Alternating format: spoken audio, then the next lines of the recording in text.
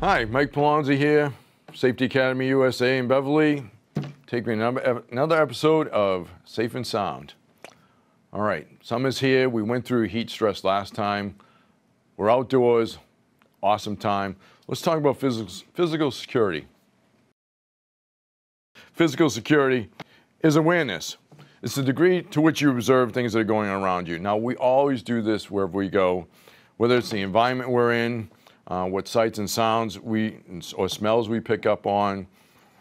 It's whatever your instincts, intuition is telling you. And I want you to pay attention to that. Because if it feels wrong, it is wrong. Stick with what you feel. Most people's daily routines take them in a variety of environments. Some we're familiar with, others we're not. I'm going to talk about just 3 basic aspects of awareness coming up in a few minutes. Some of the environments you know, the people you know, other environments you're in, you may know, but the people you don't know, such as shopping malls or sporting events.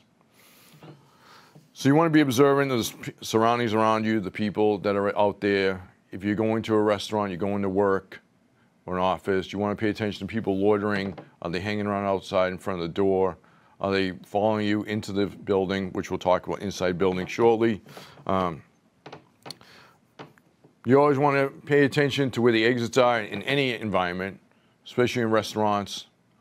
I always tell people, know where the exits are. And I was just talking to Chris before we started taping this. If there's a problem in a restaurant, people have a mindset that they have to get out of the door they walk into. If there's a problem somewhere in the restaurant, nothing says you can't go out through the kitchen. They always have a back door for a loading dock. People go, what about the employees only sign? Yes, I get that. But in a time of crisis, if there's a problem, we don't worry about employees only signs. We just walk out the back door and go out the kitchen and get safe. It's all about keeping ourselves safe in whatever environment we're in. So be observant of what's going on around you. So let's talk about the 3 levels of awareness. I know there are a lot of charts on this, a lot of classes. They do color code charts, and they do different stages. I'm going to take one that I teach in the Refuse to be a Victim class, which is just 3 basic phases of awareness. So low level, comfort zone. Where are we? We're home. We're relaxed. Nothing really bad is going to happen to us. Hopefully you have your doors locked. Even in the summertime, it's always a good idea to keep the doors locked. Sure, keep the doors open, the screen doors open. Not a bad idea to keep that screen door locked as well.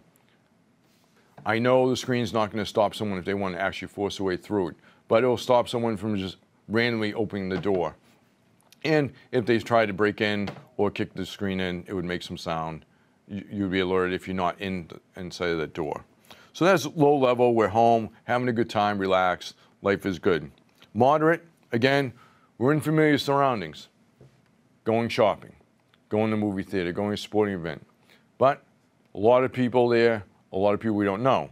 We bring it up a level. Moderate level, a little more situational awareness, a little more concerns about what's going on around us. Still having a good time, relaxed. Now we're going to travel to the unknown area, vacation, business trip, wherever it may be. You're not familiar with it. You're not used to driving through New York City. High level alertness. You always want to check the crime rates in those places. You can get those online. Is there a lot of crime going on? Is there a warning? The good thing about cell phones, and I very rarely speak well of cell phones, but they do have different alerts you can set on there for different areas, and just shut them off or delete the app when you're done traveling. So it's always a good idea to find out where you're going and what's going on in that environment if you're not used to it. Plan out your route well. I know a lot of people don't have maps in their cars, but it's not a bad idea. Just even on Google Earth or Google Maps, just print it out or take a few notes. You're going to go from this street to this street, and you want to turn down A street to B street. Just in case you lose your connection on your GPS or your cell phone GPS isn't working, or for whatever reason, how many times do our cell phones go dead? You know, those apps use a lot of power. Sometimes they're not charged. Sometimes you don't have the right car charger, especially if you're renting a vehicle. So all things to consider when you're in those environments.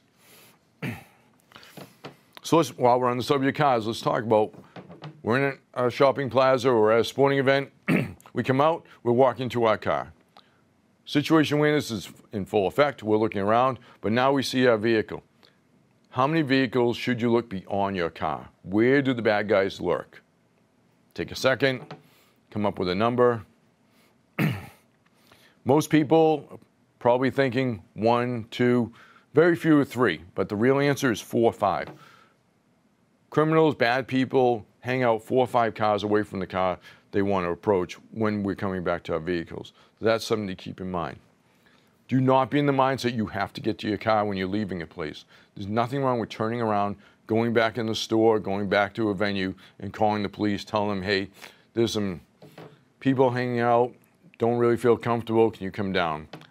I'm going to address calling the police in a little bit. The stigma of it, people are afraid, they get embarrassed. Never will police show up and go, why did you call us? That's never going to happen. They're happy to be there. That's what they want to do. Okay, so we're safe. We're in our car. Great. Summertime, we're taking off. It's a great day out today, low humidity. Drove down here. All the windows open. Sunroof was open. Wind was blowing. It was great. If you drive around like that, what you want to do is you want to keep all your belongings in the trunk. I constantly, when I walk through parking lots, see purses, briefcases on passenger seats in the back seat. If you're at a stoplight, if you're in traffic, someone's walking by, they can just reach in, grab your belongings, take off. What do you do then? What's the plan? You can't abandon your car. You're going to get a foot race. Keep everything in the back, not even on the floor. Some people are brazen. They'll reach in, grab on the floor, take it off, run away. Keep everything in the trunk. Enjoy the nice weather. December, we really don't have to worry about that when all the windows are up. Okay, so now we're good. We've had a good time. We get to where we're going. We're going to get in an elevator. I actually have done a few of these drills in Boston buildings, high rises, elevators. You walk in, push the elevator button. How many stand right in front of the door? We all do it. That's fine, but I want you to take a couple steps back. What are we doing? We're creating a reactionary gap. If something is on, we can leave the area. We won't get forced into the elevator. We can go left or right. Door opens, we get in, life is good. When you get in there, I want you to stand next to the control panel. Why? You're going up to, say, the 7th floor. Some people get in on the 3rd floor, makes you feel uncomfortable. That's fine. You're on the 3rd floor, you see that, look up, push the 4th floor button, the next floor you're going to. Whether you're going up, whether you're going down. The door opens and get off that floor. Doesn't matter you're getting off the wrong floor. What you're doing is you're taking yourself out of the situation that's making you uncomfortable. Wait for the next elevator to come up and just go to where you're going. Say you're at the elevator, you take a couple steps back, door opens, you see someone in there, makes you feel uncomfortable, you just don't want to get in the elevator with that person. That's fine. Doesn't make you a bad person. Go with your 6th sense. You know what? I just don't want to get in with that person. Maybe there's a few people you don't want to get in. I personally teach you don't have to say anything. Just walk away left or right. I have a cousin. I love him like a brother. Can't shut his mouth. Has to talk. I go, all right. If you have to say something, you can see which way the elevator is going, up or down. There's a little arrow on the inside of the doors. Door opens. If it's going up, hey, you guys going down? No, we're going up. Okay, just walk away. I prefer not to say anything. Silence is great. Just take yourself out of the situation. One thing you never want to do is hit the stop button. The emergency stop. Do not lock yourself in an uncomfortable situation. Get off another floor and just walk away. So elevators, especially in high rises, Boston, a lot of people in there, and I've done that. We do a lot of drills in Boston with different things. Elevators, buses, subways, which is what I'm going to talk about next. Buses, subways. All right, a few things to keep in mind, a little prior planning. Know the bus schedule. See if it's on time. We can all find out if it's on time with our cell phones. Know the route. Know what happens if it breaks down the route. What's your alternate route? What you don't want to do is you do not want to be standing alone in an isolated area waiting for a bus or a train. I know a lot of people take these shortcuts behind buildings. Right here in Beverly, a lot of people are taking shortcuts down by the depot and down back. If it's broad daylight, not as big an issue as if you're getting back from, say, a Bruins game or a Celtics game, you're getting back at 11, 12 at night. I tell people, don't take the shortcuts behind the buildings. Stay in the mainstream, just go to your car. Once you're on, whether it's a train, subway, try to sit near the conductor, or I know you can't get up in the conductor's seat, but where the people who are working on the train are, or near the bus driver. And if that's not possible, try sitting near, especially on the bus, near an emergency exit. You always want to know where the emergency exit is prior to that. The last thing you want to do in a crisis situation when you get stressed is try to look for something you don't know where it is if you're not familiar with riding on the buses. One thing everyone does, please do not put your belongings on the empty seat next to you. It is so easy for people to grab that and just run off the bus or the train. There have been instances on buses, the bus didn't even stop. People were grabbing other people's bags, they were getting in fights, and when the door opens, they just ran out and they lost their bags. Best thing to do, keep it on you. And then when they ask me, what's the difference between being next to you and being on you?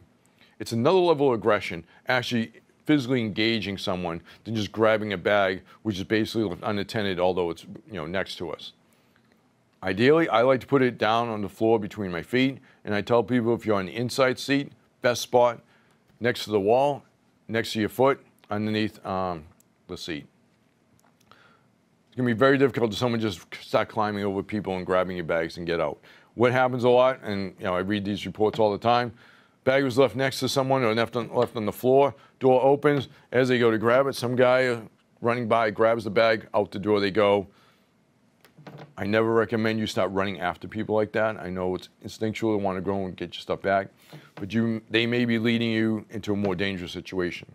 Are they alone? Do they have friends waiting? Call the police, do the report, learn. Hopefully it's not too much of a problem replacing what they took. So buses and subways, a big thing obviously in the city. Good thing around here too, but I do a lot of drills, like I said, at the Tip O'Neill, JFK area, down Causeway Street, with different groups and different peoples. And that's where all this comes from, the elevators and the buses and subways. So let's talk about, hey, time to do laundry. That's not really a fun time, but not all of us live in homes with our own washer, dryer. Some people use public laundromats. Some office buildings have laundry rooms. I tell kids going to college, and I'll be doing a college safety class show coming up in August about safety in college dorms and the laundry rooms there. Public laundromats, don't go early in the evening. Don't go late at night when no one's there. Granted, sometimes the attendant's there, sometimes not. And if you are going to use a laundry room like in an apartment building, ideally you hopefully want to do it with a friend, do your laundry together, and you want to bring everything down in one trip. You don't want to leave your stuff, go back up, come back down. Not that we're worried about people stealing our clothes. That's not what we're talking about. We're talking about personal security, where someone's watching you, leave, come back, leave, come back. They're going to get key in on your pattern. Also, a lot of these places, dorms, especially office buildings, where they put the laundry room? In the basement, bottom floor. If you move in, I tell everyone, check to see if you have cell service down there. If you don't have cell service down there, you can't call for help if you need it. You need to come up with another plan. And we'll talk about personal protection devices in a few minutes. As far as dorm rooms go, college kids, dorm rooms, you would think doing the laundry would be relatively safe. Anywhere can be rowdy in that environment. Always know if kids are fooling around, pouring more soap in. Late at night, weekend, everyone's out having a good time. Maybe that's not the place to be doing your laundry. So you want to be aware of that. Also, especially in apartment buildings with laundry rooms, always bring a small flashlight. Just throw it in your basket, tie it on. I know they're supposed to have emergency lights, but you don't want to be dependent on those. If for some reason power went out, it went dark, and you're in the cellar or the basement, we're in the laundry room, and it gets dark, you at least want to have a small flashlight just to find your way out so you don't trip over whatever's on the floor or bang into a door or trip upstairs. It's really more for your safety getting out than not, protecting yourself. If you see people hanging around in a laundromat that makes you uncomfortable, bring it to the person working attention. Apartment buildings, I always tell people, tell the building manager, hey, there's some strange people hanging around the laundry room. Do they belong here? Not a bad idea to have them check it out. We're going to move on to public restrooms. What could go wrong in a public restroom? Well, a couple things. Ladies, you have this down pat. I love it. You go in, you close the door, life is good. I say that for a reason you'll find out in a second. Please not put your pocketbooks hanging over the door in the back of the door. It's very easy for someone to grab your pocketbook and run out. We are in no position, men and women, to stop running after people, flying out of the stall. Do not put it on the floor right in front of you. Bad people, when they're away, can see if you put something on the floor in front of you, they can reach under, grab it, and run away. So either keep it on you if you can, or put it behind you is the ideal spot. Let's move on to the guys in restrooms. Okay. As we all know, men's restrooms are set up a little different than women's. We have the urinal, we have the stall. I tell people, especially when they're away, different cities, men, if you need to use the urinal, that's fine, but go in the stall, lock the door behind you, do what you have to do, and leave. Why is that? There have been attacks in men's restrooms in the cities where people are at the urinal, very vulnerable position. People come up from behind them, attack them. There was one instance in Chicago where a guy was using a urinal, and some guy came up behind him and just took his head and banged his head against the wall trying to rob him. And we're really not in a position to do a lot of fighting at that point. So, whatever, it's a good area, just keep yourself safe. That way no one can come up behind you. Let's go home. We drive in our house. We are going to go back to level 1, right? We're feeling good, but we're not inside the house. And I don't want you in that level 1, everything's fine when you pull in. If you pull in your home and you see something's not right, things are knocked over in the yard, okay, maybe that's a problem. But if you get out of your car and you see broken glass, an open door, I want you to get in your car. I want you to drive to a safe location.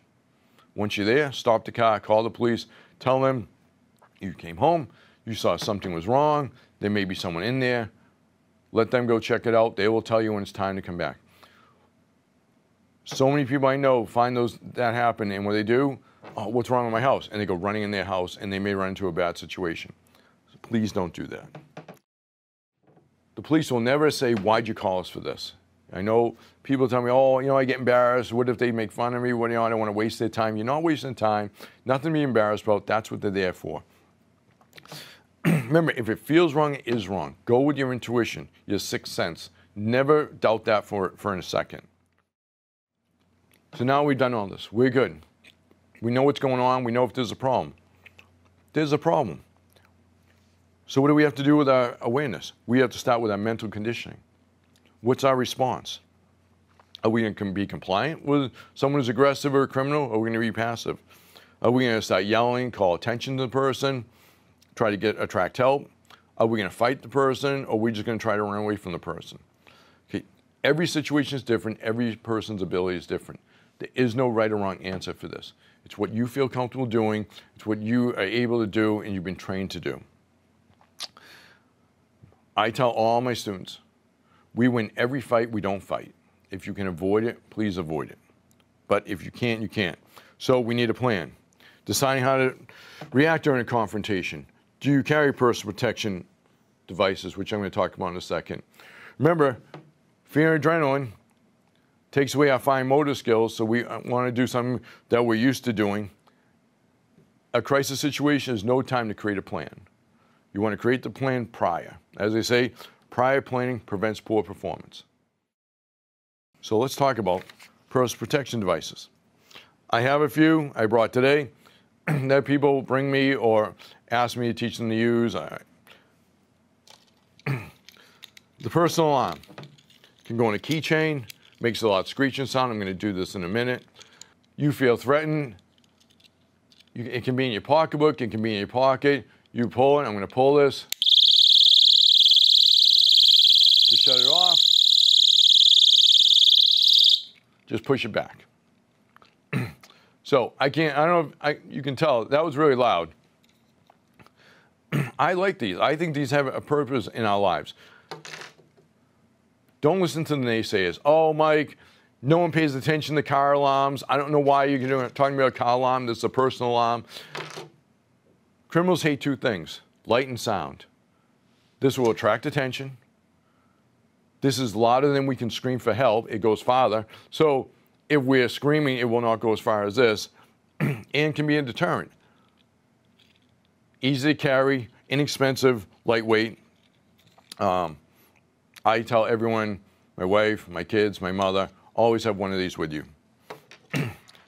Another thing, big thing I've talked about briefly on the other show was pepper spray.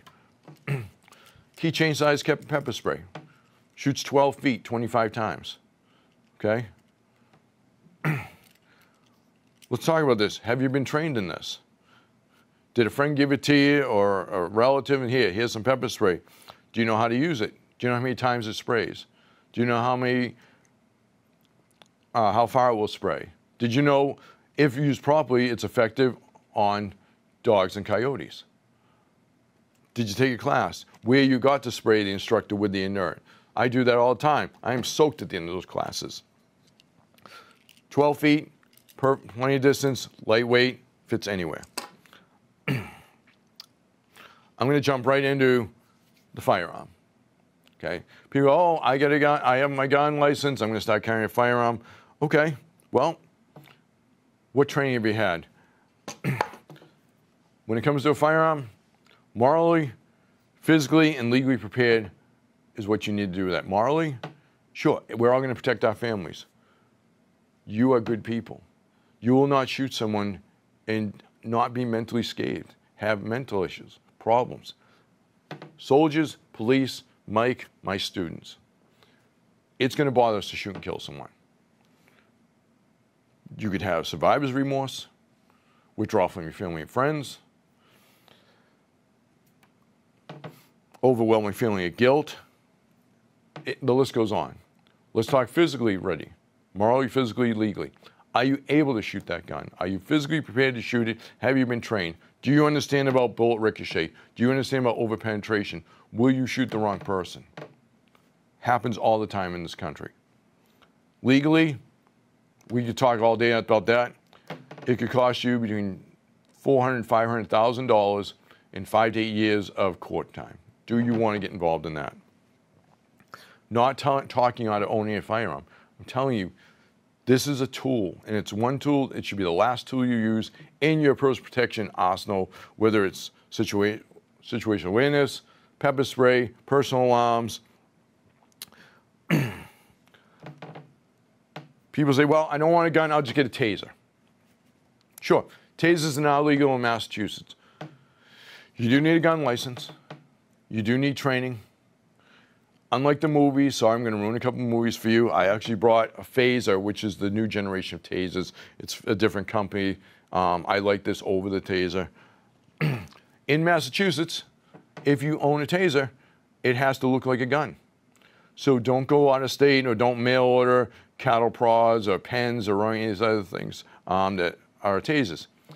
And I'm going to arc it towards the screen. When you pull the trigger and it arcs,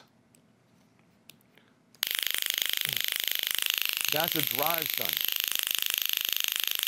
That's a drive stun. That will just push someone away. I'm going to shut this off. It's not on. It'll push someone away, but it will not incapacitate them. What you need to do to incapacitate someone, and it doesn't last long, shoot darts into them, cause electromuscular disconnect, which I personally have experienced. It shuts our brain off. We fall to the ground, but you can only do that 3 5-second pulls. The American Medical Association regulates this. You can only tase someone 15 seconds in a 24-hour period. Securing police, I'm all about. I think that's a great product. Civilians, I am not a fan of that. I think there are other options other than this that we can talk about. Okay. Well, I've covered a lot. Let's go into ramifications. Are the actions we're taking going to be ethical, legal, moral? Are they going to hold up in court? Are they going to be reasonable for the threat? Remember, Massachusetts, you have to use a reasonable means of a minimum of force needed to stop the threat. It has to be reasonable, cannot be excessive. When the threat stops, the use of force has to stop. You also have a duty to retreat outside your home in Massachusetts. We do not have a stand your ground law. Does your actions, or will your actions expose you to civil and criminal liabilities, prosecution? You need to take all this into account when developing whatever personal plan you have. Say we're building a house, creating a personal protection plan. We're not going to build a house with just a hammer. We're going to build a house with many tools. We're going to have many tools, many skills, just like knowing how to use a saw, tape measure, and hammer. We're going to know how to use personal protection tools, personal alert, personal alarm, pepper spray, defensive tactics, which we'll talk about another time. Build your own personal defense toolbox, and please do it with a certified instructor.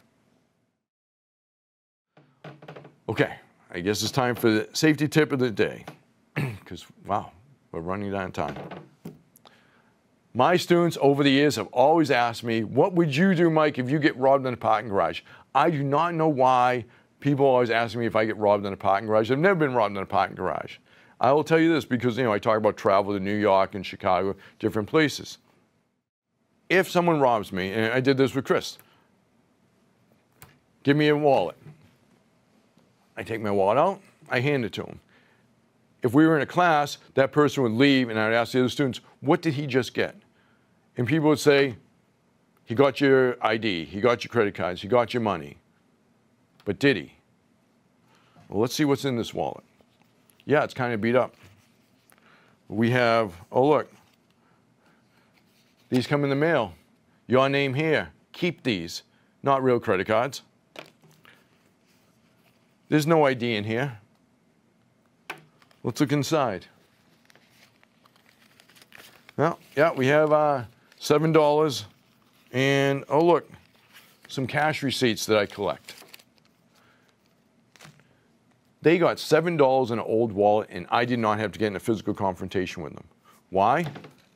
Because in my other pocket, when I'm out and about, I have my money clip with my money, my credit card, my ID, which I keep separate from this. That's the plan when you're out. You worry about getting robbed. I'm not about getting involved in it's all physical confrontation. No, you can't have anything. Yeah, here you go. Here's $7 in an old wallet. We got rid of a bad person for $7 in an old wallet, and we go home okay. That's how I travel around, and that's how I teach my students to travel around. All right, well, we're just about done. 30 seconds, wow. So I again want to thank Chris Harvey and Michelle Lopez for helping me through all this. And of course, my beautiful wife is over there filming. Thank you, Lisa. And if you want to reach me and have any questions about anything you see, reach out to me. My email is mike@safetyacademyusa.com or call my office, 978-993-3337. And I hope to see you next time. Thank you.